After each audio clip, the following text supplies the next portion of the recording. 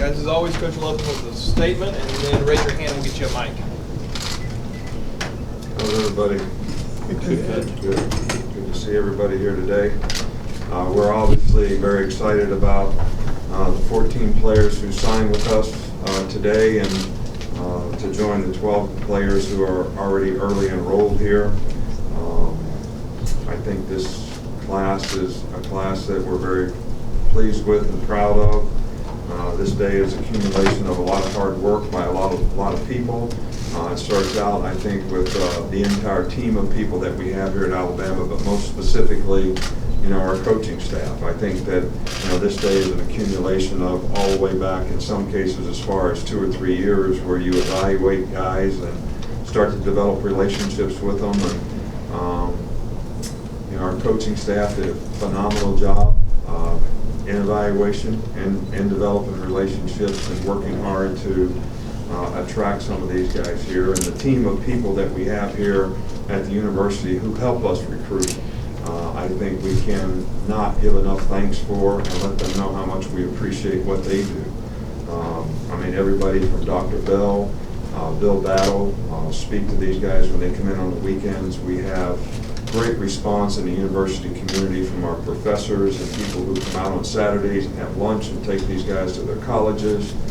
John Deaver and his staff and academic support do a phenomenal job of helping our players create value by graduating for themselves in the future. And the academic support program that we have, I think, is very important to a lot of these young people. So a lot of people do a lot of hard work. It starts with our coaching staff and the people here that organize our recruiting, and everybody in this athletic department who works hard to make this happen. We obviously try to identify needs that we have each year, and I think that in this class we sort of hit every spot but one. We didn't really, we wanted to recruit at least one corner, maybe two. It just worked out that it didn't happen that way for us, but we feel like we got a couple really good safeties. We got 4 really good linebackers. We got 3 good down guys on defense. Some offensive linemen, 4 that are good. Some really good skilled wide receivers. A couple tight ends. A couple good running backs. A couple good quarterbacks. A couple good specialists. So there's a lot of good players that are really good people. That are exactly the kind of young men that we'd like to attract to the University of Alabama and to our program. I know that everybody likes to go out there and look at all these rankings and ratings and all that, but it's just like I tell players in the draft. It's not where you get drafted, it's what you do with your career and how you develop your career. Well, this is not about how you got rated coming out of high school. This is about being committed to doing all the things that we're going to do here to try to help you be successful as a person, as a student, and as a player. And how you develop in all those areas is certainly going to go a long way to determining what kind of career you have, how much success you have, and how you develop as a player. So, recruiting, personnel evaluation is not an exact science. Everyone that stands up here today, if you see a coach that stands up here today and says he had a bad recruiting day, let me know. Everybody's going to say they had a good day and things went well and they got what they needed. You never have a bad recruiting class and you never have a bad spring practice. So I think that everybody's can make their own judgments, but our focus is going to be on what can we do to help these guys be successful as people, as students, and as players, and help them develop the kind of careers that's going to help them be more successful in life because they were involved in the program. So again, I would like to thank everybody that contributed to helping us put this class together. A lot of people in the university community, a lot of people in the athletic department, a lot of people on our staff, our coaches, their coaches' wives, a lot of people are involved in this, and we really appreciate everyone's efforts. Guys, we'll start right over here on the right with Aaron. I was wondering if you thought you met the needs along your defensive line class, or would you have liked to? I know you probably always want more players. Would you have liked to have more players there? Well, we'd always like to have more players, but you got numbers issues. we're restricted by numbers. There's serious penalties for going over in terms of what your numbers are.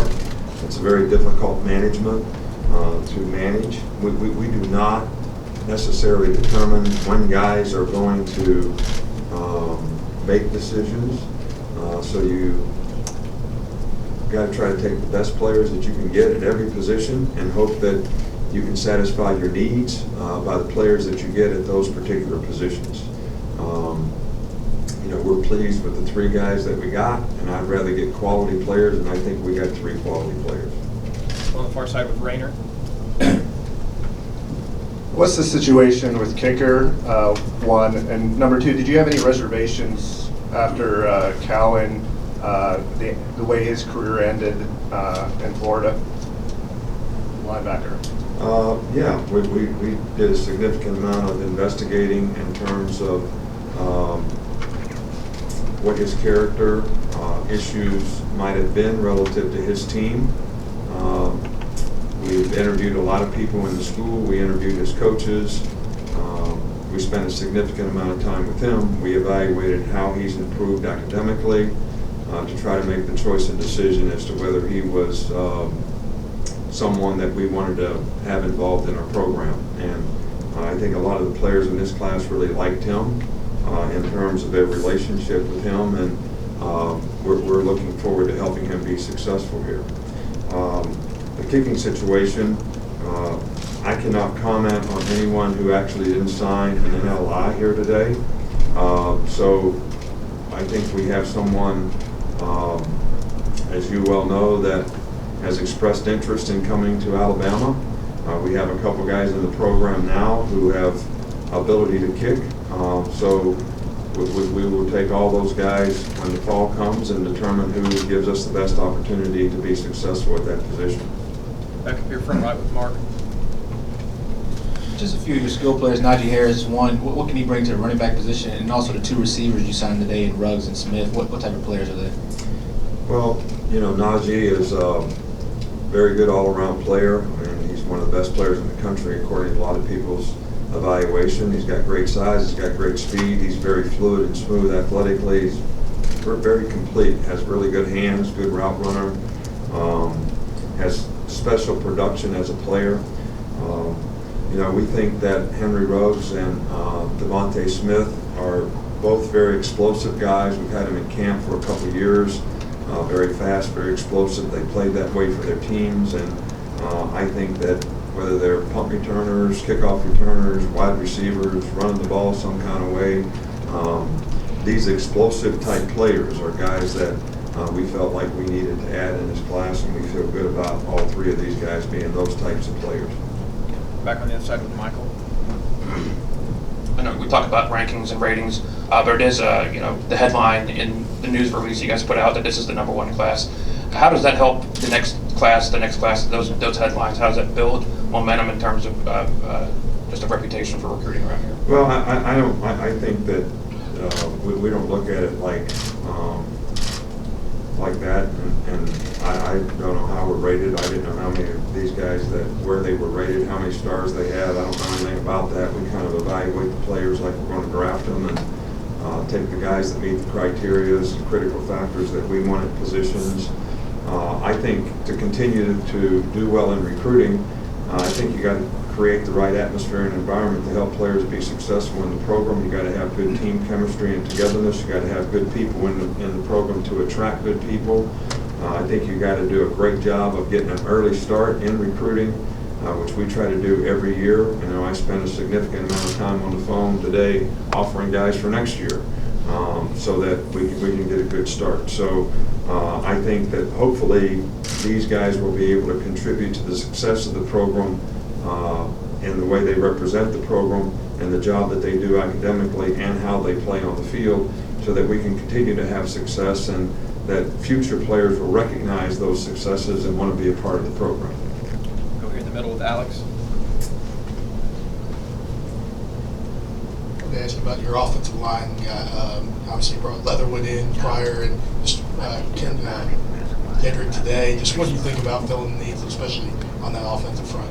Well, I really like the guys that we got. You know, we took a junior college guy at both line positions, which, you know, gives you a little older, more mature guys. But, you know, the guys that we recruited as freshmen have size and athleticism to play the position. Alex Leatherwood has a lot of potential, he's big. We've had him in camp, worked with him in the past.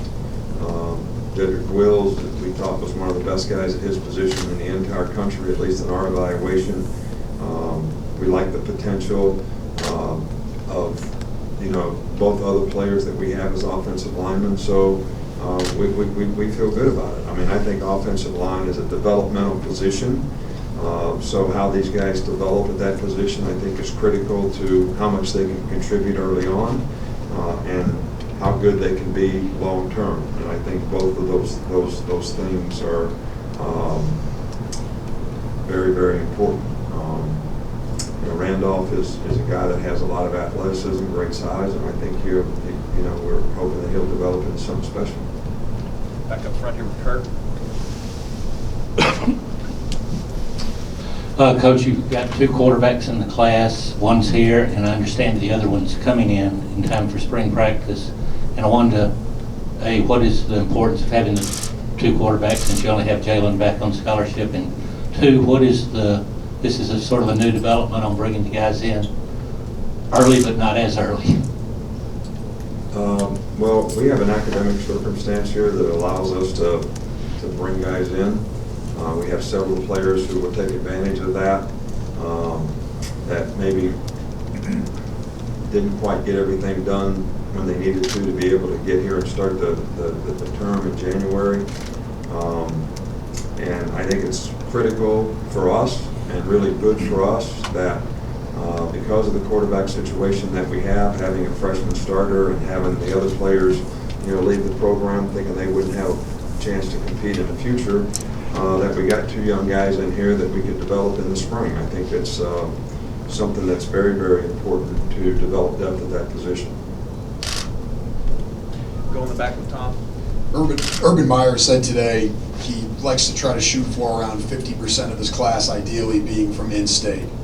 With that in mind, do you ever set a certain mark and just the importance you have on getting in-state recruits? I know you have 7 out of 26 in this class. Well, we would like to recruit as many guys as we can from our state. I think every state's a little bit different in terms of numbers of players that they have and number of schools that they have that are recruiting those players. So, you know, Ohio State doesn't have another school in the state that's recruiting players relative to the Big Ten. We would like to get as many Alabama players as we possibly can. We've had some great players from the state of Alabama: Julio Jones, Mark Barron, C.J. Mosley, Fluker. I mean, we've had a lot of great ones, Reggie Ragland. I mean, it goes on and on and on. So we want to continue to try to get as many players from our state as we possibly can. It's very competitive in our state to get players, and we're going to continue to do the best that we can. We don't necessarily put a number on it. We just want to get the best players in our state and get every one of them that we can get. Back up here with Ben. You mentioned Ohio State not having any other Big Ten schools in the state. Louisiana doesn't have any other SEC schools, but you guys have done a pretty good job of getting players out of there. What has kind of worked well for you guys recruiting that area recently? Well, you know, Louisiana does a lot of good programs. They have a lot of good players. I think at one time, one of the reasons that I was interested in going there when I was in the NFL, they did some survey on how many players per capita each state has relative to the NFL. And Louisiana was like 4th or something on the list of number of players. So I'm saying, well, there must be a lot of players in Louisiana. And I think there are. I think we're fortunate. We have been fortunate to get a lot of players in the past who have had success here, whether it's Landon Collins, Eddie Lacy, Tim Williams. We've had a lot of players, Cam Robinson. We've got a few players on our team right now that make a significant contribution from Louisiana. So, and I think when players see other players maybe leave the state and have success, it's something that they see as a place where they might go and have success themselves.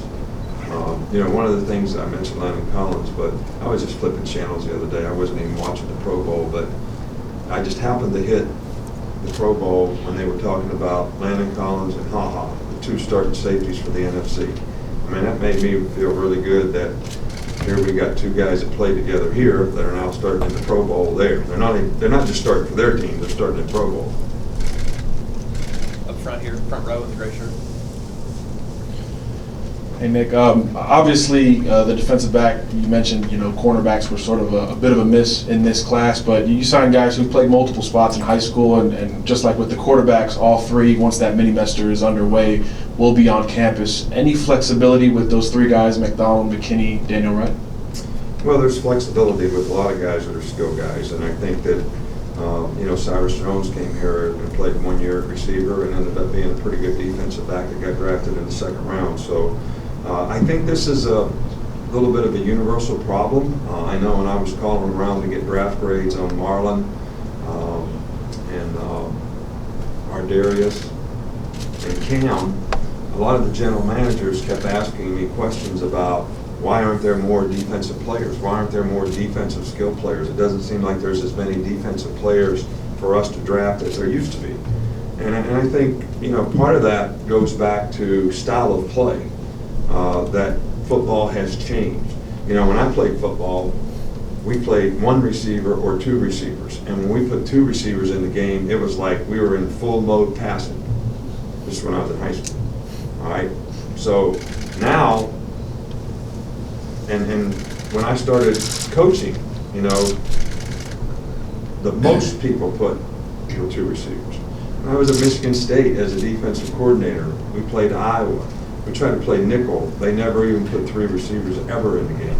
All right, so now we are playing nickel over 80% of the time because everybody on offense is playing 3 and 4 wide receivers because the spread has had that kind of impact. The quarterback position has changed in terms of the dynamic of the kind of player who plays quarterback because of the spread. People are looking for athletic guys to run. So where we used to have 2 guys playing on offense in skill positions, now you got a quarterback, a running back, and 4 receivers. Well, 3 of those guys used to play defense. I'm talking about play defense coming up when they were in junior high, coming up in high school and all that. So there's more skill guys on offense. It's like in the draft. Probably the number 1 position that has the greatest number of players to choose from is receiver.